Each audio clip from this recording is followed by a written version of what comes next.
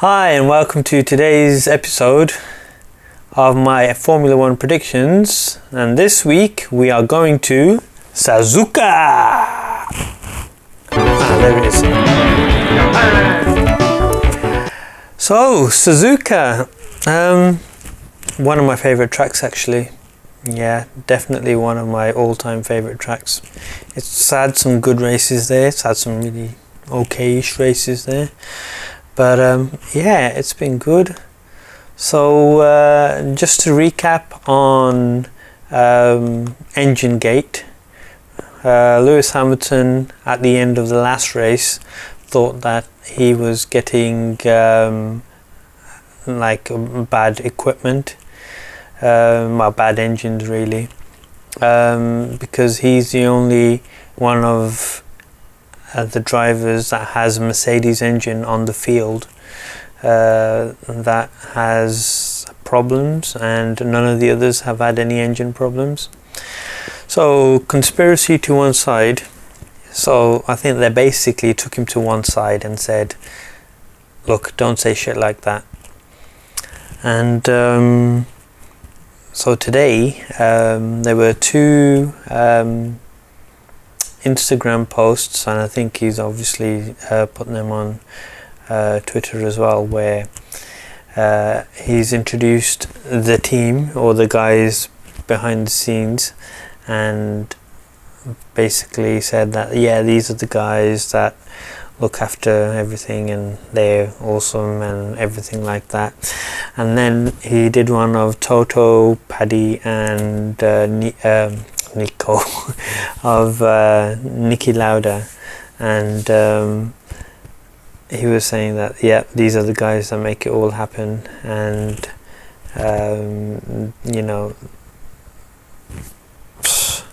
I think just kissing ass basically, and he knows he doesn't need to do that. I think it was a good exercise just to show people that look, he's a team player, he's not accusing you of doing anything, even though he might be, but that's his opinion, and he's allowed to have his own opinion. And so Lewis was on a bit of a downer because of his engine exploding, as you may have seen. He's bounced back, he's gone into his little positive mode that he goes into, and thanks everybody under the sun, and hopefully he can bite back.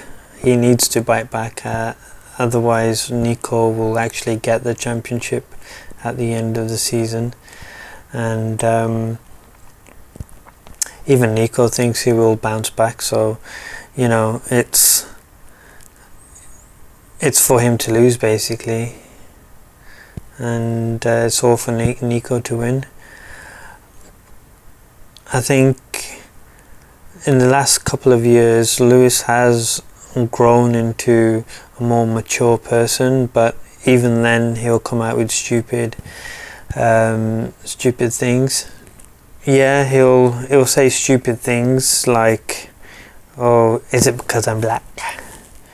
There was one time when he was completely valid in saying that, and that was when he was getting booed in Spain, and he was only getting booed in Spain because his teammate was Fernando Alonso, and it was bad, it was negative, it didn't look good on the spectators of the sport. But he bounced back from that. He's world champion, he should be an ambassador for the sport, and he does a really good job at that. But when he does say certain things, I think he says them in the heat of the moment, like all good racing drivers will do things in the heat of the moment, but you'd think that he would be a bit more reserved because he's got so much to prove. And okay, so some news on the race for Sunday. Fernando Alonso will be using the new spec Honda engine, which should be really good.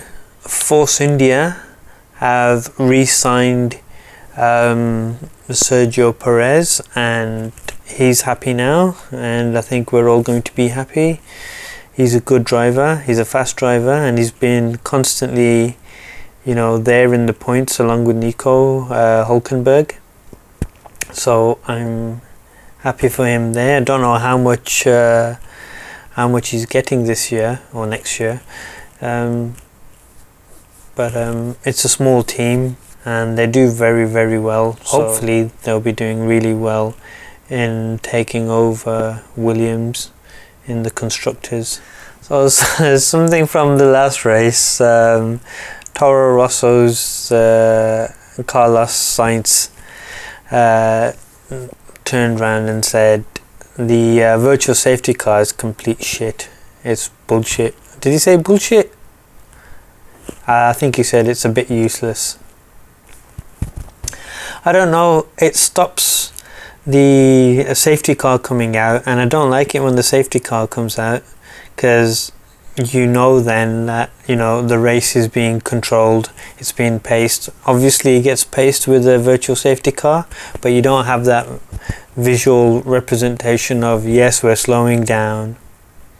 So I think it's a good thing. It'll be something that grows on everyone. Not grows on everyone, but grows on everyone. What can I say? It has to be done, otherwise, you know, you'll have more people like Jules Bianchi, and you know, you don't want to have people dying on the track, not anymore. You want people to race very, very close. You want them to be racing drivers. You don't want them to be scalestric. Yeah, you don't want them to be toy car racing drivers, remote controlled radio drivers. Well, they kind of are, but you know. Yeah, you don't want them to be anything like that. So you tell me. Nico Rosberg said that Sebastian Vettel called him on after the race and apologized for crashing into him, which was quite funny, I thought. But it's really nice to see that, you know, these guys do interact. Well, we do see them interact usually on a race weekend, when, you know, they're doing their selfies and what have you, or having dinner and things. But it's nice that, you know, they can be nice to each other and just say, you know, look mate, I'm sorry, that race should have been yours, but I fucked it up for you. So it's nice that, you know, drivers can just ring each other up and say, sorry dude, it wasn't my fault. I wonder if they can do that in the cockpit. Maybe that's something to put on the radio broadcast as well.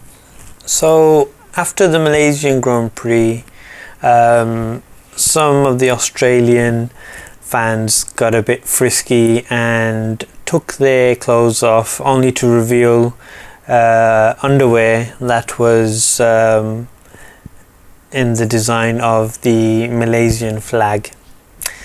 Authorities didn't look too kindly upon it, so those 9 people got arrested, and I think they are out of prison now.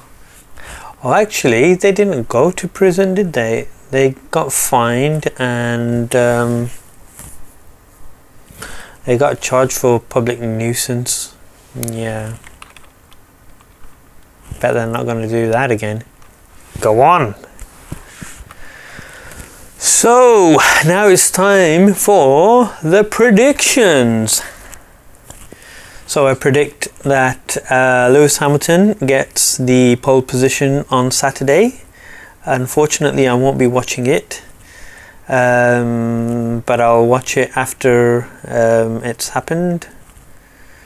And for the race, which I might not get a chance to watch because I'll be going to Destination Star Trek at the NEC. So my wife and I are going to dress up as Star Trek characters, and we are going to the NEC to celebrate 50 years of Star Trek. so that's going to be awesome. I'm going to come back and watch the race, not live, and I'm going to try and not get any information or news on the race results. So I'm hoping that Lewis Hamilton gets a decent engine and he gets pole position and wins the race. I think Nico will come second. It's gonna take the championship right down to the last race, I reckon. Nico has been good at keeping